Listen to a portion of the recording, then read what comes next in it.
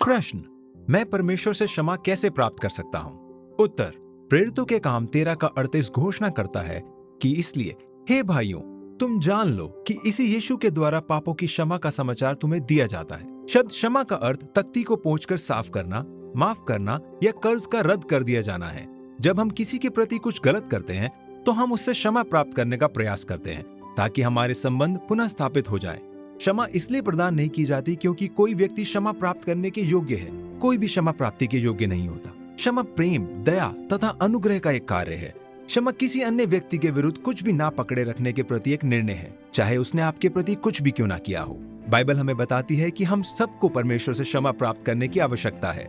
हम सभी ने पाप किया है। सबोपदेशक 7 का 20 घोषणा करता है कि निस्संदेह पृथ्वी पर ऐसा कोई धर्मी मनुष्य नहीं जो भलाई ही करे और जिससे पाप ना हुआ हो। पहला यूहन्ना 1 का 8 कहता है, यदि हम कहें कि हम में कुछ भी पाप नहीं तो हम अपने आप को धोखा देते हैं और हम में सत्य नहीं। सारे पाप आखिरकार परमेश्वर के विरुद्ध विद्रोह का एक कार्य है। परिणाम स्वरूप हमें परमेश्वर की क्षमा की सख्त आवश्यकता है। यदि हमारे पाप क्षमा नहीं हुए तो हम अनंत काल तक अपने पापों के परिणाम का दुख भोगते रहेंगे। धन्यवाद की बात यह है कि परमेश्वर प्रेमी और दयालु है और हमारे पापों को क्षमा करने के लिए तत्पर है। दूसरा पत्रस 3 का 9 हमें बताता है कि वह तुम्हारे विषय में धीरज धरता है और नहीं चाहता कि कोई नष्ट हो, वरन यह कि सबको मन फिराव का अवसर मिले। परमेश्वर हमें क्षमा करने की इच्छा रखता है, इसलिए उसने हमारे लिए क्षमा का प्रबंध भी किया। हमारे पापों के लिए न्यायोचित दंड केवल मृत्यु है। रोमियो 6 का 23 का पहला भाग यह बताता है कि पाप की मजदूरी तो मृत्यु है। हमने अपने पापों की वजह से अनंत मृत्यु को अर्जित किया है। परमेश्वर की सिद्ध योजना के अनुसार यीशु मसीह मनुष्य बना। यीशु क्रूस पर उस दंड को लेते हुए मरा जो हमारे लिए ठहराया गया था, अर्थात मृत्यु। दूसरा कुरिन्थियों 5 का 21 हमें शिक्षा देता है कि जो पाप से अज्ञात था उसी को उसने हमारे लिए पाप ठहराया कि हम उसमें होकर परमेश्वर की धार्मिकता बन जाएं। यीशु क्रूस पर उस दंड को लेते हुए मरा जिसके लायक हम थे। परमेश्वर के रूप में यीशु की मृत्यु ने समस्त संसार के पापों के लिए क्षमा का प्रबंध किया। पहला यूहन्ना 2 का 2 घोषणा करता है, वही हमारे पापों का प्रायश्चित है और केवल हमारे ही नहीं वरन सारे जगत के पापों का भी। यीशु मुर्दों में से पाप और मृत्यु पर अपनी विजय की उद्घोषणा करते हुए जी उठे। परमेश्वर की स्तुति हो।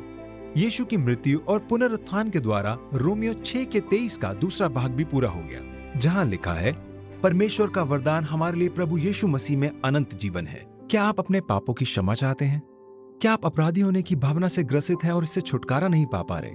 आपके पापों के लिए क्षमा उपलब्ध है यदि आप उद्धारकर्ता के रूप में यीशु मसीह पर अपने विश्वास को रखते हैं। इफिसियों 1 का 7 कहता है कि हमको उसके लहू के द्वारा छुटकारा अर्थात अपराधों की क्षमा उसके उस अनुग्रह के धन के अनुसार मिला है।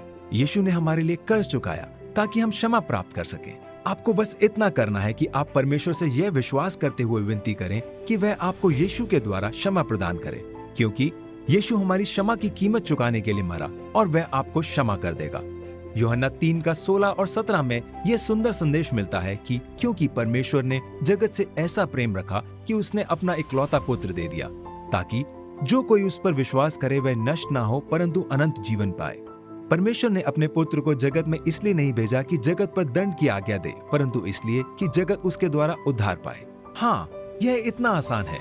आप परमेश्वर से क्षमा को कमा नहीं सकते। आप परमेश्वर के द्वारा दी गई क्षमा का दाम नहीं चुका सकते, परंतु आप केवल इसे विश्वास के माध्यम से परमेश्वर के अनुग्रह तथा दया के द्वारा प्राप्त कर सकते हैं। यदि आप यीशु मसीह को अपने उद्धारकर्ता के रूप में ग्रहण करना चाहते हैं तो यहाँ एक सरल प्रार्थना दी गई है जिसे आप कर सकते हैं। यह प्रार्थना या अन्य कोई प्रार्थना आपको बचा नहीं सकती। केवल यीशु में विश्वास ही है जो आपको पाप से बचा सकता है। यह प्रार्थना उसमें अपने विश्वास को व्यक्त करने और आपके लिए उद्धार का प्रबंध करने के लिए धन्यवाद देने का एक तरीका मात्र है। हे परमेश्वर, मैं जानता हूँ कि मैंने आपके विरुद्ध पाप किया है और मैं सजा का पात्र हूँ, परंतु यीशु मसीह ने उस सजा को अपने ऊपर ले लिया जिसके योग्य मैं था, ताकि उसमें विश्वास करने के द्वारा मैं क्षमा किया जा सकूं।